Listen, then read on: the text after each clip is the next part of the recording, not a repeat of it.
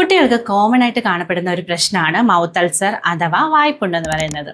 So അതിനെക്കുറിച്ച് നമുക്ക് മനസ്സിലാക്കാം. Hi there, this is doctor Aryadevi.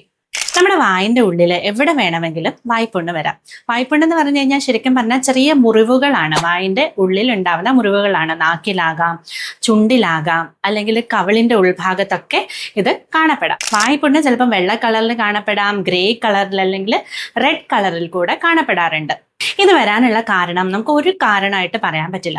പ്രധാനമായിട്ടും എന്തെങ്കിലും തരത്തിലുള്ള അലർജി കാരണം. അലർജി എന്ന് പറഞ്ഞു കഴിഞ്ഞാൽ ഫുഡ് അലർജി ആവാം, പേസ്റ്റിൻ്റെ അലർജി ആവാം, അങ്ങനെ ഏതെങ്കിലും തരത്തിലുള്ള അലർജി കാരണം നമുക്ക് ഈ ഒരു വായ്പുണ്ണ് വരാം.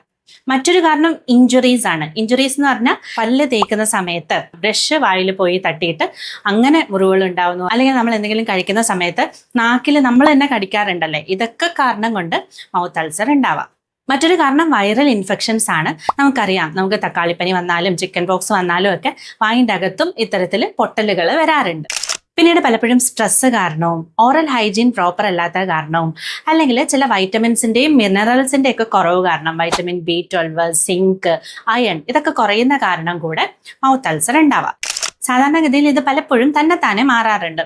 പക്ഷേ ഒരു 14 ദിവസം കഴിഞ്ഞിട്ട് ഇത് മാറിയില്ല, അല്ലെങ്കിൽ ഇത് വളരെ റിക്കറൻ്റ് ആയിട്ട് വരുന്നുണ്ട്, ഇത് വരുന്ന സമയത്ത് ഫീവർ ഉണ്ട്, അല്ലെങ്കിൽ ഇതിനോടൊപ്പം തന്നെ നല്ല വേദനയും, കുഞ്ഞിന് ഫുഡ് കഴിക്കാൻ പറ്റുന്നില്ല, വെള്ളമൊന്നും കുടിക്കാൻ പറ്റുന്നില്ല എന്നുള്ള ഒരവസ്ഥയാണ്, അല്ലെങ്കിൽ ഇതിൻ്റെ ഉള്ളിൽ നിന്ന് പഴുപ്പ് വരുന്നുണ്ട്, ഇത് നല്ല വീങ്ങിയിരിക്കുകയാണ്, അതും അല്ലെങ്കിൽ ഡീഹൈഡ്രേഷൻ്റെ എന്തെങ്കിലും സിംറ്റംസ് പോലെ നമുക്ക് തോന്നുവാണെങ്കിലൊക്കെ നമ്മൾ ഉടനെ തന്നെ ഡോക്ടറിനെ കാണുകയും പ്രോപ്പറായിട്ടുള്ള ഒരു ട്രീറ്റ്മെൻറ്റ് എടുക്കുകയും വേണം.